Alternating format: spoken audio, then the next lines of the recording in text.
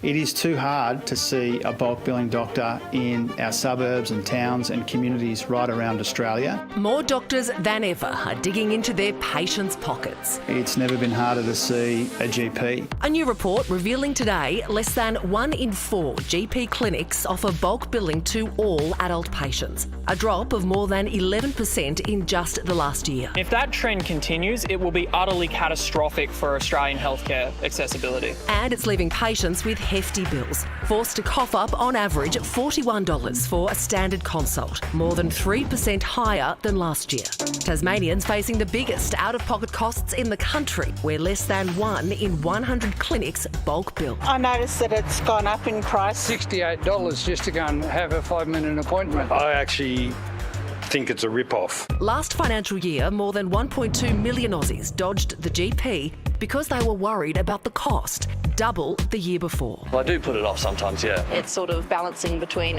is this worth seeing someone about, or should I wait until it gets worse? When people aren't going to see the doctor when they need to, they're ultimately either going to the public hospital emergency room because they know they can see someone there for free, or they're waiting until their healthcare issues become so significant that they then have to go to the hospital regardless. So the flow-on effects there are enormous. But doctors say their hands are tied. GPs have been subsidising patient care for a long time. We're not able to do that anymore. The problem, a near decade-long freeze on the Medicare rebate, followed by meagre increases well below inflation. It hasn't kept up with how much it costs to pay for staff and rent, electricity, etc. In November, the government tripled the incentive paid to GPs who bulk bill concession card holders and children under 16. We've already invested the billions of dollars and we'll see the benefits of that in the coming months and years. So can we stem the bulk billing bleed before it's too late? It being free would make a massive difference.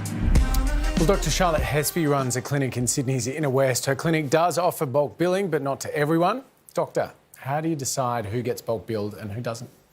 That's a great question, and it's sort of one of those ethically difficult problems, but by and large, if you are a healthcare card holder or a pensioner and qualify for the Medicare incentive payment, we will bulk bill you. I'm actually quite surprised there's still 24% practices that are still trying to bulk bill everybody.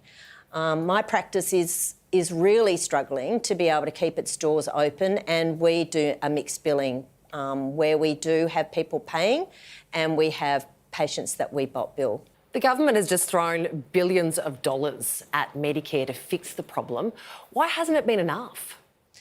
Because the problem is that the only people it's targeting is exactly those people that I just talked about. So if you're a healthcare card holder, pensioner or under the age of 16, then you qualify for the extra payment. But everybody else, all the practice gets is the Medicare rebate if you bulk bill, and that really only covers about 43% of the cost of running that consultation.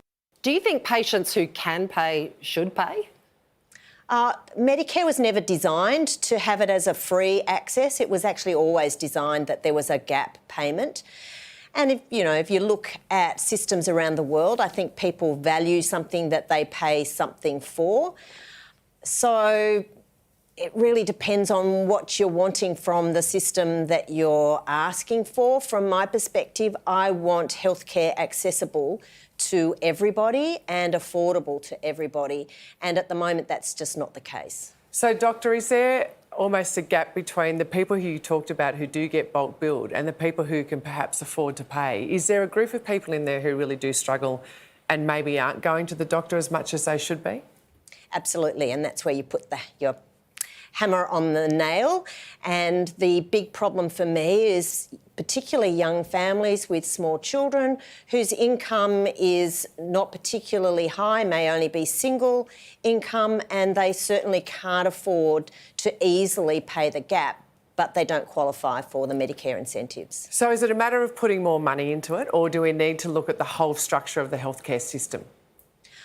Look, I think it's about time to really relook at the system. General practice in Australia is very underinvested. There's only 6.5% of the healthcare budget that actually comes into general practice, yet the biggest bang for your buck is actually investment in general practice. What is happening is a lot of the money they're talking about reinvesting is actually in urgent care services, and that is a lot more expensive than going and seeing the GP. So the reimbursement for an urgent care, so if you think about emergency department, basic cost is $450, $500 for you just to turn up, not even to be seen, yet they're still not investing in general practice. And if you could actually put most of these patients into earlier care and preventive care, you'd be saving a whole lot more. Dr. Hespe, thanks for your time.